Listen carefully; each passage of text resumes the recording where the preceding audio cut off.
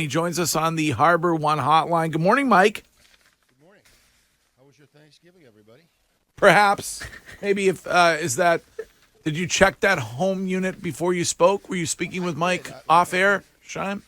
I did. Yeah, he was. He sounded much better when I spoke to him earlier. Huh. Oh, there we go. What? You're going to be benched, honestly, if you continue Yes. to make to make these mistakes. You will not see the second half. Hey, we had the volume all sorted out beforehand. Mike's like, awesome, great. That's why I wanted to double check. Stepped away, comes back, and he sounds like he's on the other side of the planet. Be ready, big crack. Oh, All right, are we over this now? Can you hear me? Is Craxon the Bailey Zappi in this scenario? That he is. Really. All right, he's ready to go at a moment's notice. You know All what? right. It's like the Will Greer. I love listening to. I love listening to the news from you guys Yes. about the nerdy kid that wants the emoji gone. Yes. He's in for a rough ride. Life's going to treat him. Going to treat him with a paddle, or maybe a feather, Courtney. I don't know.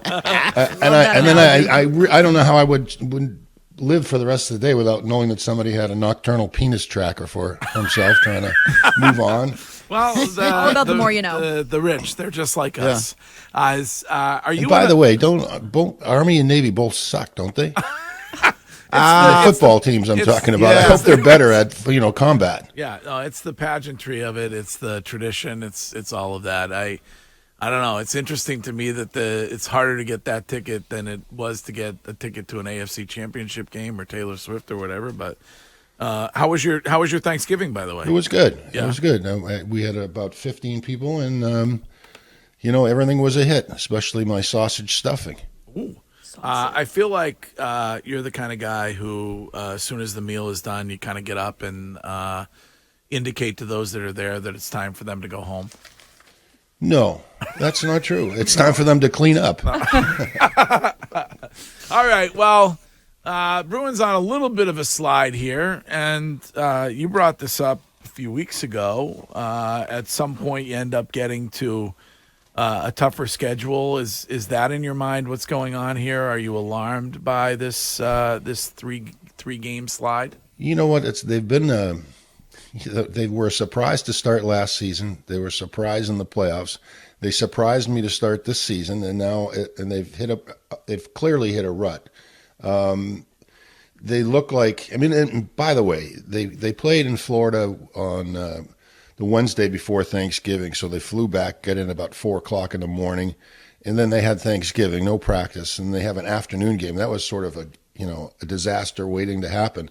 I thought they'd bounce back a little bit better against the Rangers, but the Rangers have become a really good team, and and they didn't, and they look slow, and it looks like skating is an issue, whether that's conditioning or just a little bit of a mental rut.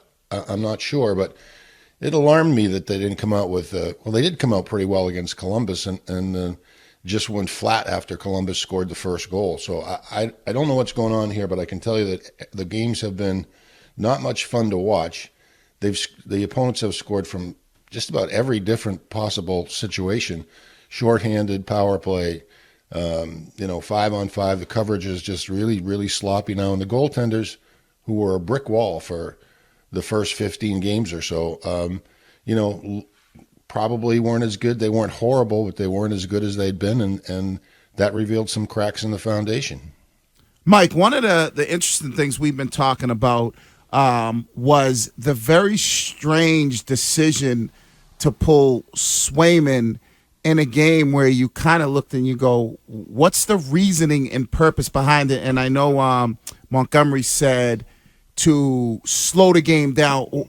Why did he do that, and what does that mean, slow the game down by pulling the goalie? The game before against the Rangers, did he not call a timeout at 2-0? He made it. He tried to. Coaches try to slow a team down or change the momentum by doing certain things. And one of them is you can call a timeout. One of them is you can pull your goaltender. But that's a dangerous move, especially pulling a guy that's been as proficient as Jeremy Swayman's been, and it's dangerous. So I didn't. And the great thing for me about this whole thing is that you didn't hear really a peep from Swayman after this happened. I thought it was odd. I thought it was, I get the rationale. He was trying to change the momentum. You said slow it down, but I guess when you change a goaltender, it's like the equivalent of a timeout. It gives everybody a chance to reflect on what's happening and the coach to make some points on the bench. But it was an odd situation and an odd guy to be pointed out for a team that was not playing that well when this guy has been their best player probably for most of the season. Yeah, I mean, when he said that he wanted to send a message to the team that they needed to pick it up, I guess you're saying that's a weird guy to send that message through by making him the example. That's right, and I think everybody who watched that happen thought the same thing, and I assume not hearing any fallout afterwards that A, I give Swayman credit, and B, I would assume I could give Montgomery some credit for, smoothing over ruffled feathers the next day. Mike, a lot of people are confused about the termination of Corey Perry in Chicago, and I'm seeing people on Twitch on the text line wondering if you would take him if you were the Bruins. There's a lot of confusion on the misconduct of why they terminated him. Where do you fall there? I guess I can't fall any place, Courtney. It's just, he was a good player. He's near the end of his career. He went to the Stanley Cup 3 times in a row and didn't win one in the last, I think, 20 to 22. But he has one in his history, and he's always been a hardworking, talented guy.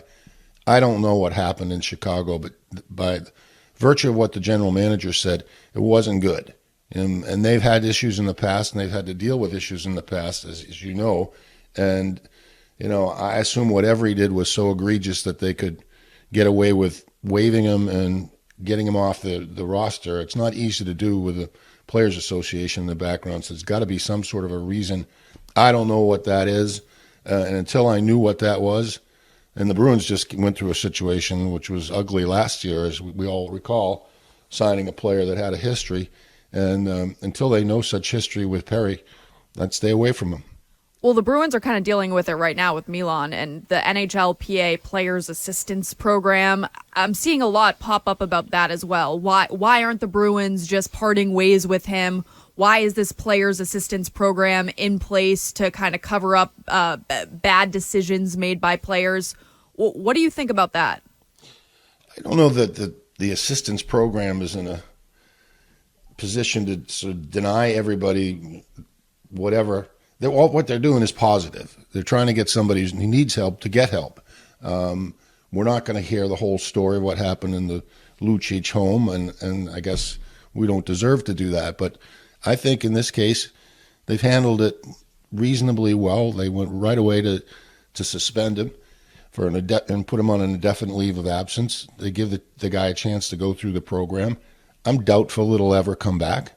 I don't know that he'd want to come back under these circumstances, and it's probably time for him to move on into a new career. But I don't have any fault with the Bruins on this one. This was handled reasonably well and quickly, and can only hope that Milan figures it out. Their struggles when it comes to being outscored in these 3 games, 17. I think Shime and I talked about it the other day. It's 17-6 or 17-8, whatever it is. You put that more on a lack of offense or on the defense when it comes to this hockey team? The team defense has been brutal in the last 3 games, and they're identifying their responsibilities in their own zone has been really poor. There are a couple of goals, like the goal against Columbus the other night. The first one that was short side against Swayman that didn't look very pretty. He's supposed to cover that near post. But before that, there were 2 Bruins players down low, and they missed coverage, and that guy should never get to be the first guy to the front of the net. And they both got beat, and that was the reason why Swayman was vulnerable. So, and there have been other coverages. That have been just sloppy, just not alert. And turnovers. And Poitras against, I guess it was the Rangers. I think it was the Rangers, or maybe it was Detroit. Turnover at his own blue line, breakaway results. Bruins against the Rangers, Kreider shorthanded with a breakaway. Those are the things that just can't happen, and it's just been they've been tumbling out of the Bruins over the last 3 or 4 games. Do you think there's a missing leadership element without Patrice Bergeron around? I think you're seeing the loss of them, and they're leading to stability in situations like this. Absolutely, but I don't think that we can discount the fact that they've got some people there that can lead. They're just maybe they're not quite as good as they were last year. But I think that the first thing you have to tighten up in a situation like this is what you can tighten up the most easily is the defensive zone. That's hard work, alertness, and taking care of responsibilities that you should be well aware of. The offense should spring from that, but it's not going to be the same offense as it was last year. Mike, is Brad Marchand trying to find his way post Bergeron right now? It feels like he's been absent at times. Like I feel like I just don't even see him at times. Like I know he has 19 points, but in the last 4 games he has 0, or he has only 10 shots in 4 games. Like, is he still trying to kind of navigate things without Patrice Bergeron at this point, or am I kind of overblowing it? I think everybody's trying to navigate through the loss of 2 great players, and he also. Sometimes guys get that C and it bears a heavy burden on them. And it might be happening with him. I like the feisty, pain in the ass Marchand. I haven't seen enough of that. I mean, everybody likes that, don't they? I mean, I think it's fun to watch. But now I don't want him to be Mr. Responsible just because he's got a letter on his sweater. Let it loose, kid. Hey, and Mike, I need you to help us here. So yesterday on the show, we found out that Greg has a massive blown-up cover of In Boston magazine on his living room wall. Curtis, will you give it up? Like something you would see with Kim Jong-un in North Korea. Do you have any framed photos of yourself in your expansive Cape Palace? I bet he does. Yeah, it has to do with a shoe. Oh, well, that's a great moment. Okay. So Oh. Mike Milbury, this is good to know. Mike has a framed photo of the shoe incident hanging in his home, as one would. Again, a bit different. Right. Why is it different? Well, yours, you're sitting nicely. It looks like you're in an expansive, nice living room. Your shoe is like a New Balance, propped up on your leg. It's You know, not. let's It's, get this straight. It's not Life magazine or Time. It's Boston magazine. It's not even Boston magazine. In It's Boston. Right. There's an in there. It's a freebie. How much did you pay for it? I don't have an issue with it. I don't care. People can make fun of me. Gresh, Foyer, Curtis, anybody. It was a very nice gift. Somebody went to the effort to have the thing framed, and I have no other place to put it. Okay, then if you frame all gifts, How about the trash? I'm going to take a picture of you in the white T-shirt, blow it up, and then you'll have it on your wall. If you gave that to me, Curtis, Yes. then I would hang that up there. Done. It's like one of those things they put in those on the streets where you go get the tour guides for free. You just pull it out. Yeah, There's a magazine in there. It's a mailer. It comes in your mailbox. It's an icebreaker when you walk in. It has a coupon, 10% off at your not local bad. restaurant for the early bird special. Yeah, I don't know, Mike. It's not. Sounds like a nerdy emoji to me. All right. Well, as always, thanks for taking the time, and we will talk to you again next week. And hopefully, the San Jose Sharks give the Bruins an opportunity to Yeah, get. it should be easy picking, but we'll see. Okay. All right. Go Army, go Navy. Yeah, that's Mike Milbury.